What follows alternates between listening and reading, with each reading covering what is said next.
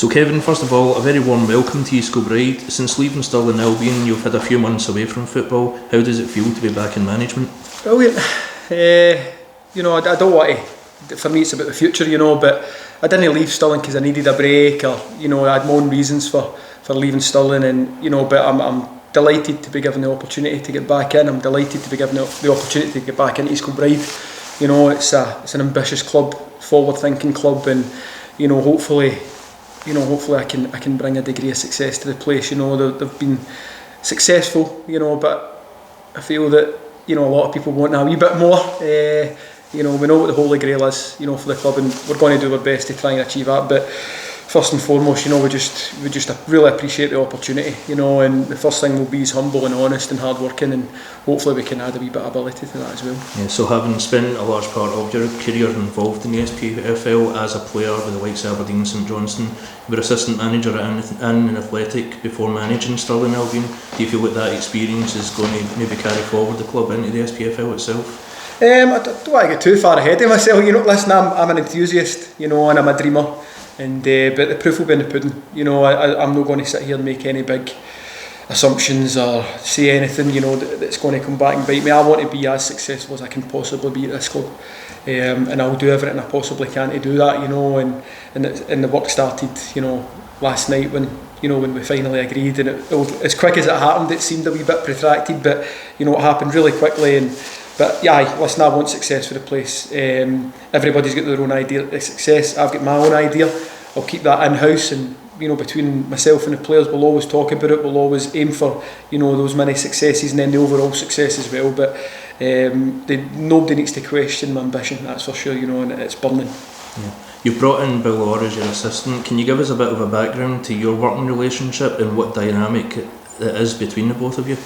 Aye, well, Bill's a very analytical guy, and I'm sure some of the boardroom will love that, maybe not, but he's big on data, he's very thorough. I've never known a guy so thorough and enthusiastic about football as myself. He's got that aura, enthusiasm and desire about him.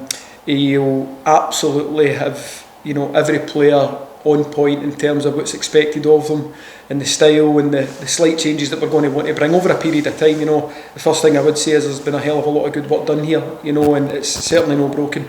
And I'm in a very privileged position in that sense. So Bill's, he's extremely hardworking. The boys will get a lot of feedback from Bill, via video, via the numbers that we'll be pulling with some of the systems that we're bringing in, and he'll be probably the calm, while I'll probably be the storm at times. So that's what he'll probably bring to it. Yeah, just when you mentioned what is not broken, East Kilbride have scored an impressive 34 goals in their last 9 games. At this moment there's only 5 games remaining, 3 in the league and 2 quarter-finals. How do you approach these last few games?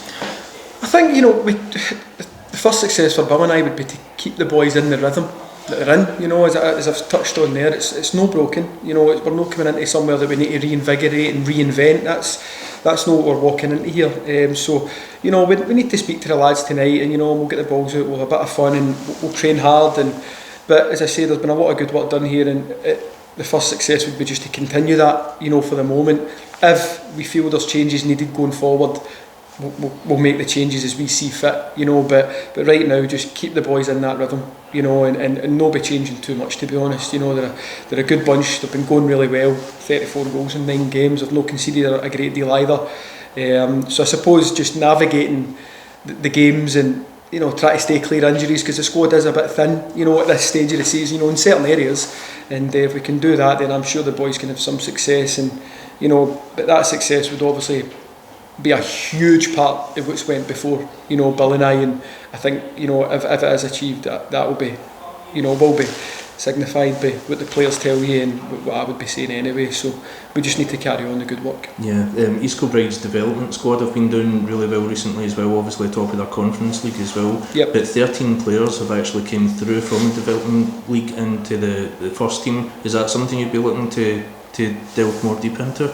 Aye. Listen, we'll get to as many games as we can. I've seen them a few times, being Stirling manager, been to a few games when they've been there and playing Stirling. So, listen, there's a really good structure at the club, in terms of that. The academy's been in place a while now, and They've already bore the fruits of that. You know, look back, Craig Howie is a really good example. You know, of somebody, I think he had 100 games before he was 20.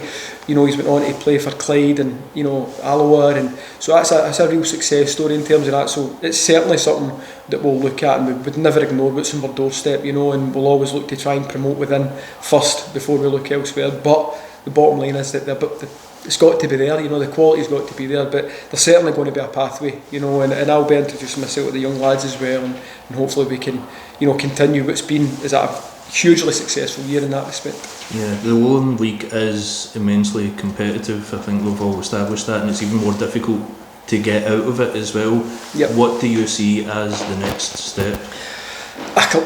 Again, you know, I'm not going to nail myself to the wall with big statements or statements of intent, you know. All I'm going to say is we want to be as successful as we possibly can be, you know, and I'll let people read into that what they will, you know. Obviously, we know what the aim is for East Kilbride. I'm under no illusions, Bill, he's under no illusions. The players in that changing room, you know, this year and years gone past are under no illusions as to what the club yearns, and the fans yearn as well. So we just want to be as successful as we possibly can, but it starts with, you know, rolling your sleeves up, getting your hands dirty and working as hard as you possibly can, and if, you know, if we can translate that kind of energy to the players, and if they can translate into performances on a consistent basis like they've been doing, then they'll get the results and they'll score the goals and they'll keep the clean sheets that they've been doing recently as well for larger periods of time. Oh, that's great. Thanks very much for your time, Kevin. I wish you all the best. Thank you very much.